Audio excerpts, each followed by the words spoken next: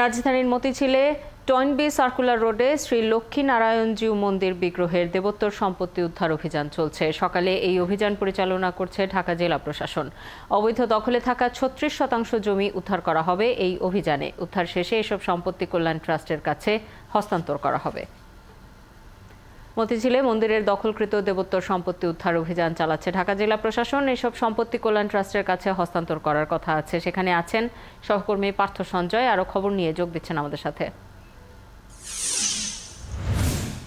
পার্থ, উদ্ধার অভিযানের কি খবর আছে আপনার কাছে? কি হচ্ছে সেখানে এবং কেন এই উদ্ধার অভিযান, সেই সম্পর্কে বিস্তারিত জানতে চাই।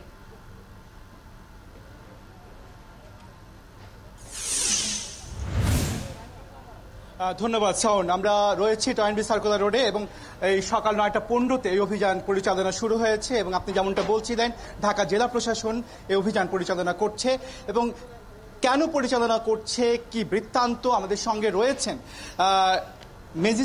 নির্বাহী ম্যাজিস্ট্রেট মাহমুদুল হাসান। তার কাছে জানতে চাইবো, কিন্তু আমার ক্যামেরা পার্সন যিনি আছেন তাকে আমরা বলবো, তার কথা শুনবো নিশ্চয়ই, কিন্তু ভাঙনটা একটু দেখানো উচিত। জি, ধন্যবাদ আপনাকে। এটা আপনারা যে জমিটা দেখতে পাচ্ছেন এটা হলো দেবোত্তর সম্পত্তি, সকল রেকর্ডে এসএ থেকে সিটি মহানগর জরিপ পর্যন্ত।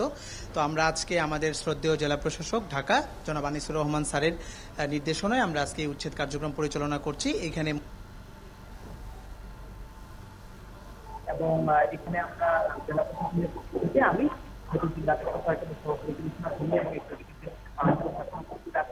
সাথে আমার সাথে আমার অফিসের লোকজন, আমাদের মাহমুদুল হাসান উপস্থিত আছে, সাথে আমার অফিসের লোকজন, আমাদের আইন শৃঙ্খলা বাহিনীর সদস্য সহ হিন্দু ধর্মীয় কল্যাণ ট্রাস্টের নেতৃবৃন্দ এবং এলাকার গণ্যমান্য এবং অন্যান্য ব্যক্তিবর্গ উপস্থিত আছেন এবং সকলের সহযোগিতায় আমাদের উচ্ছেদ কার্যক্রম প্রায় শেষের দিকে।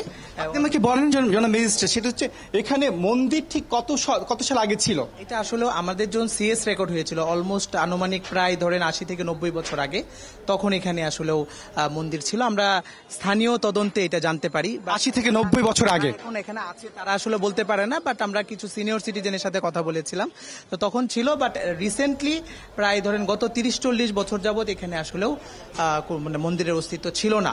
কিন্তু আমাদের সর্বশেষ রেকর্ডেও এটা শ্রী শ্রী লক্ষ্মীনারায়ণ জিউ ঠাকুর মন্দির নামেই আপনার হলো এটা রেকর্ড হয়। তার মানে এই রেকর্ড আমাদেরকে আসলে প্রমাণ করে যে এটা এক সময় মন্দির ছিল এবং এটা অদ্যাবধি দেবোত্তর সম্পত্তি হিসেবেই রেকর্ডভুক্ত। কতগুলো প্রতিষ্ঠান এখানে ভাঙচুর হচ্ছে? পার্থ, আপনার মাধ্যমে আমরা নির্বাহী ম্যাজিস্ট্রেটের বক্তব্য শুনছিলাম কি কারণে এই অভিযানটি চলছে এবং অভিযানের পর নিশ্চয়ই দেবোত্তর সম্পত্তি উদ্ধার হবে।